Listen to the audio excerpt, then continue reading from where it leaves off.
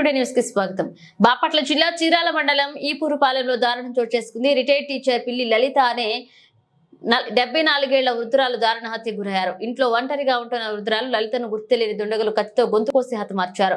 వృద్ధురాలు భర్త రామారావు సుమారు 8 సంవత్సరాల క్రితం అనారోగ్యంతో మృతి చెందగా పిల్లల ముగ్గురు అమెరికా విజయవాడలో ఉంటున్నారు. తల్లి లలితకి సాయంత్రం సమయంలో పెద్ద కుమారుడు కళ్యాణ్ యశోదబాబు ఫోన్ చేయగా ఫోన్ తీయకపోవడంతో వీధిలో గల స్నేహితుడు శ్రీనివాసరావుకు ఫోన్ చేశాడు.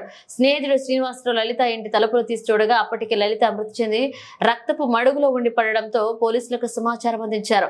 సంఘటనా స్థలానికి చేరుకున్న జిల్లా ఎస్పీ తుషార్ డూడీ డాగ్ స్క్వాడ్ తో టీం రంగంలోకి దించి కేసును దర్యాప్తును ముమ్మరం చేశారు.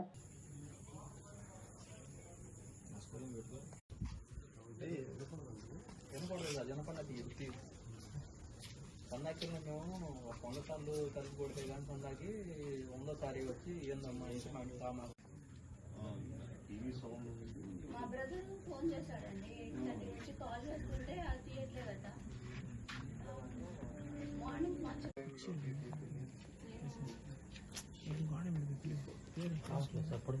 9 అట్లా చేశానండి.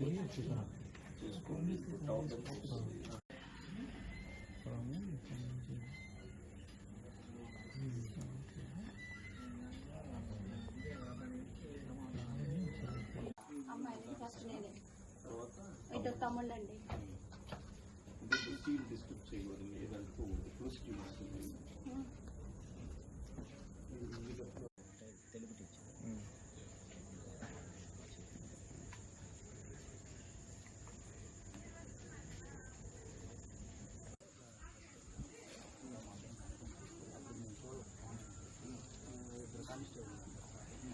కొంచెం సరౌండింగ్ చెక్